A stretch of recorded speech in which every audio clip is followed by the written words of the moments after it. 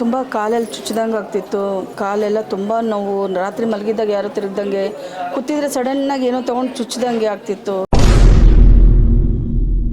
ಮಡಿಕೆಯಲ್ಲಿ ಏನೋ ಮಾಡಿಬಿಟ್ಟು ಮನೇಲಿ ತಂದಿಟ್ಟಿದ್ದಾರೆ.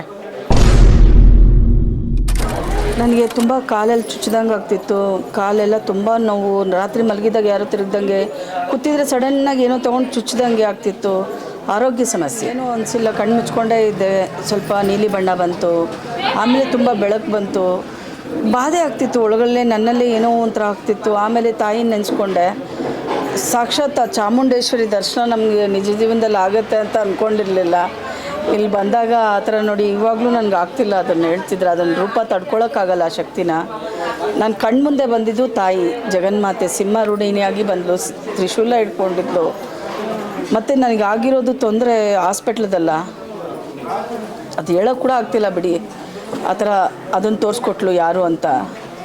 ಮತ್ತು ಅವ್ರಿಗೆ ಏನು ಮಾಡಬೇಕು ಅಂತ ನನ್ನನ್ನೇ ಕೇಳ್ತಾಳೆ, ಏನು ಮಾಡೋಣ ಹೇಳಿ, ಇವ್ರಿಗೆ ಇಷ್ಟೊಂದು ನಿನಗೆ ಕಷ್ಟ ಕೊಟ್ಟಿದ್ದಾರಲ್ಲ ಅಂತ. ನನಗೇನೂ ಗೊತ್ತಾಗಲಿಲ್ಲ. ತಾಯಿಗೆ ಬಿಟ್ಬಿಟ್ಟೆ, ನೀನೇ ಹೇಳಮ್ಮ, ನನಗೆ ಇನ್ನೊಂದು ಸತಿ ಈ ಥರ ತೊಂದರೆ ಮಾಡಬಾರ್ದು ಅಂತ. ಅವ್ರನ್ನ ಅದೇ ಥರನೇ ಕೇಳಿದ್ಲು, ಯಾಕೆ ನೀವು ಯಾರು ಅದನ್ನೆಲ್ಲ ಮಾಡೋದಕ್ಕೆ, ನಿಮಗೇನು ಅಧಿಕಾರ ಇದೆ ಆ ಥರ ಒಬ್ಬರಿಗೆ ಅನ್ಯಾಯ ಮಾಡೋದಕ್ಕೆ ಅಂತ ಅಂದ್ಲು ತಾಯಿ. ಅವರಿಗೆ ಕೈಕಾಲೆಲ್ಲ ಕಟ್ಟಾಕಿ ಸಿಂಹ ತುಳಿತದೆ ಅವ್ರ ಮೇಲೆಲ್ಲ. ಅವರು ಬಡ್ಕೊಂಡ್ರು. ತುಂಬಾ ನೋವಾಯಿತು ಅವರಿಗೆಲ್ಲ, ತುಂಬ ಕಷ್ಟ ಆಯಿತು. ನನಗೆ ಆನಂದ ಬಾಷ್ಪ ತುಂಬಾ ಬಂತು. ಒಂಥರ ನೋಡಿ, ಈ ಥರ ಶಿಕ್ಷೆ ನಾವು ಕೊಡೋದಲ್ಲ, ಭಗವಂತ ಕೊಡಬೇಕು. ಆ ತಾಯಿ ಜಗನ್ಮಾತೆ ಕೊಟ್ಟಿದ್ದಾಳೆ. ಇನ್ನು ಮುಂದೆ ಆದರೂ ಆ ಥರ ತೊಂದರೆಗಳಾಗ್ದಿದ್ದಂಗೆ, ಆ ಥರ ಏನೂ ಮಾಡ್ದಿದ್ದಂಗಿದ್ರೆ ಸಾಕು. ಅಮ್ಮ, ಏನು ತೊಂದರೆ ಮಾಡಿದ್ದಾರೆ ಅಂತ ಗೊತ್ತಾಯಿತು ತ್ರಿಶೂಲ ಹಿಡ್ಕೊಂಡಾಗ?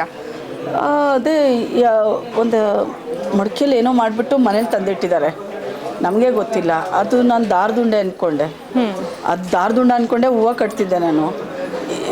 ಎಲ್ಲ ಫುಲ್ಲು ದಾರ ಖಾಲಿ ಆದಮೇಲೆ ಗೊತ್ತಾಯಿತು ಅದರಲ್ಲಿ ಮಡಿಕೆ ಎಲ್ಲ ಇದೆ. ಮತ್ತು ಅದು ಫೋಟೋ ಹಿಡ್ಕೊಂಡು ಯಾರಿಗಾರು ತೋರಿಸೋಣ ಅಂತ. ಆ ಫೋಟೋ ಕೂಡ ಡಿಲೇಟ್ ಆಗಿಬಿಟ್ಟಿದೆ. ಅದು ಹೆಂಗಾಯಿತು, ಯಾರೂ ಡಿಲೇಟ್ ಮಾಡೋಂಥ ಇದ್ದಿಲ್ಲ. ಅದಷ್ಟು ಡಿಲೇಟ್ ಆಗಿದೆ.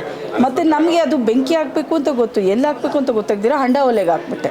ಹಂಡ ಒಲೆಗೆ ಹಾಕ್ಬಿಟ್ಟು ಮತ್ತು ಅದೇ ಸ್ನಾನ ಮಾಡಿದ್ನಲ್ಲ, ತುಂಬ ಅದು ತೊಂದರೆ ಆಗಿಬಿಟ್ಟು ತುಂಬಾ ಕಷ್ಟ ಆಗಿದೆ. ತೋರಿಸಿಲ್ಲ, ಆ ಮಡಿಕೆ ಇಟ್ಟಿದ್ದಾರೆ ಅಂತ ಗೊತ್ತಾಯಿತು. ಅದರಿಂದ ಸ್ಟಾರ್ಟ್ ಆಯಿತು ಅಂತ.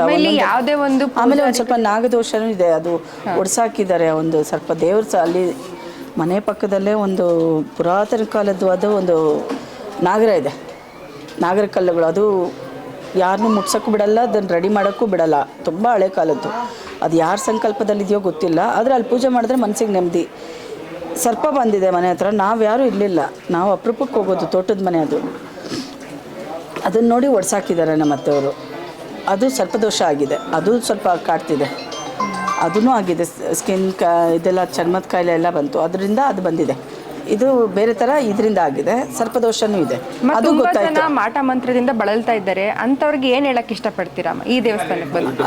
ಅದು ಏನು ಗೊತ್ತಾ, ಮಾಡೋದಂದರೆ ಒಂದು ಸಾರಿ ಇಲ್ಲಿ ಬಂದು ಅಮ್ಮನವರು ಆಶೀರ್ವಾದ ತೊಗೊಂಡು ಅದಕ್ಕೆ ಒಂದು ಮಾರ್ಗದರ್ಶನ, ಅವ್ರದ್ದು ತೊಂದರೆ ಎಲ್ಲ ದೇವಿ ಆಶೀರ್ವಾದ ಇದ್ರೆ ಅಂತೂ ವಾಸಿ ಆಗ್ಬೋದು. ನೋಡೋದಕ್ಕೆ ಮೈ ಜುಮ್ಮನ್ನುತ್ತೆ. ತಾಯಿಯ ಅವತಾರ ತುಂಬ ಚೆನ್ನಾಗಿದೆ. ಅದು ನೋಡೋದಕ್ಕೆ ತುಂಬ ಒಂಥರ ಮನಸ್ಸಿಗೆ ಅನಿಸುತ್ತೆ. ಅವ್ರಿಗೆ ಅನುಭವ ಆಗಬೇಕು, ಅವ್ರವ್ರಿಗೆ ಅನುಭವ ಆಗಬೇಕು. ನನಗಂತೂ ತುಂಬಾ ಒಳ್ಳೆ ಥರ ಅನಿಸ್ತು ಅಮ್ಮನ ನೋಡಿ. ಎನರ್ಜಿ ಇದೆ, ಅದು ಸುಮ್ಮನೆ ಅಲ್ಲ, ಹೇಳೋದಲ್ಲ, ಅನುಭವಿಸಿದ್ರೆ ಗೊತ್ತಾಗುತ್ತೆ. ಅವ್ರ ಅನುಭವಕ್ಕೆ ಬರಬೇಕು. ತುಂಬ ಜನ ಇದೆಲ್ಲ ಸುಳ್ಳು ಅಂತ ಹೇಳ್ತಾರಲ್ಲ, ಏನು ಹೇಳಕ್ಕೆ ಇಷ್ಟಪಡ್ತಾರೆ? ಸುಳ್ಳು ಅಂದರೆ ಅವ್ರು ಕಳ್ಕೊಳ್ಳೋದೇನಿದೆ, ಅವ್ರು ಬಂದು ಹಾಗೆ ಹೋಗಲಿ, ಆಗೋರ್ಗೂ ಆದರೂ ಒಳ್ಳೇದಾಗಲಿ ಅಲ್ವಾ. ಅವ್ರಿಗೆ ಅನುಭವ, ಅವ್ರ ಕಷ್ಟ ಇದ್ದವ್ರಿಗೆ ಒಳ್ಳೇದಾಗುತ್ತೆ. ಸುಮ್ಮನೆ ಏನು ಇಲ್ದಿದ್ದವ್ರು ಬಂದರೆ ಅಂತ. ನನಗೆ ಮುಕ್ಕಾಲು ಭಾಗ ಇದೆ, ಇನ್ನು ನೋಡಬೇಕು. ಈಗಂತೂ ಒಳ್ಳೆ ನನಗೆ ಅನುಭವಕ್ಕೆ ತುಂಬ ಚೆನ್ನಾಗಿ ಒಳ್ಳೆ. ಇದೆಲ್ಲ ಬರೀ ದುಡ್ಡು ಮಾಡೋಂಥ ಗಿಮಿಕ್ ಅಂತ ಹೇಳ್ತಾರೆ. ಇನ್ನೇನು ಅಂಥದ್ದು ನಡೆದಿಲ್ವಲ್ಲ, ದುಡ್ಡಿಂದು ವಿಷಯನೇ ಬಂದಿಲ್ಲ. ಬಟ್ ಯಾರೂ ನನಗೆ ಫೋರ್ಸ್ ಮಾಡ್ತಿಲ್ಲ ಇದನ್ನು ಮಾಡು ಅಂತ. ನಾವೇ ನಮ್ಮ ಸಮಸ್ಯೆ ಇದ್ದಿದ್ದಕ್ಕೆ ಇಷ್ಟು ದೂರ ಬಂದ್ವಿ ನಾವು. ಈ ಥರ ಸಮಸ್ಯೆ ಇರೋರಿಗೆ ಒಂದು ಮಾರ್ಗದರ್ಶನ ಹೇಳೋರಿರಲ್ಲ. ದಯವಿಟ್ಟು ಇದನ್ನು ನೋಡಿ, ನಿಮ್ಗೊಂದು ಸತಿ ಅನುಭವ ಮಾಡಿ, ಏನು ಕಳ್ಕೊಳ್ಳಲ್ಲ ಅಲ್ವಾ. ಹೇಳಿದ್ರಮ್ಮ ಇಲ್ಲಿ? ಇಲ್ಲ, ನಾವು ಫೋನಲ್ಲಿ ನೋಡೇ ಬಂದಿದ್ದು ನಾವು. ಅಲ್ಲಲ್ಲ, ಇಲ್ಲಿ ಯಾರಾದರೂ ಶಾಸ್ತ್ರ ಹೇಳಿದ್ರೆ ನಿಮಗೆ? ಇಲ್ಲ, ಶಾಸ್ತ್ರ ಇಲ್ಲ, ಮೈ ಮೇಲೆ ಬರೋದಿಲ್ಲ, ಯಾವುದೂ ಇಲ್ಲ. ಒಂದು ಮಾಮೂಲಿಯಾದ ಒಂದು ದೇವರೇನೋ ಅವ್ರಿಗೆ ಆದೇಶ ಕೊಟ್ಟಿದ್ದೇನೋ ಈ ಥರ ಮಾಡಿ ಅಂತ, ಜನಗಳಿಗೆ ಒಳ್ಳೇದು ಮಾಡಿ ಅಂತ.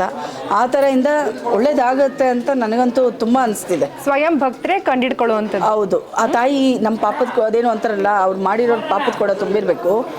ನಮ್ಮ ಒಳ್ಳೆತನ ಅವ್ರಿಗೆ ಒಳ್ಳೇದು ಅಂತ ಆದಾಗ ದೇವಿ ಕರ್ಸ್ಕೊಳ್ತಾಳೆ ಅಂತ ನನ್ನ ಭಾವನೆ. ಅದರಿಂದ ಒಳ್ಳೇದಾಗತ್ತೆ. ಆ ದೇವಿನ ನಮ್ದವ್ರಿಗೆ ಯಾವತ್ತೂ ಅನ್ಯಾಯ ಆಗಲ್ಲ. ಸರಿ.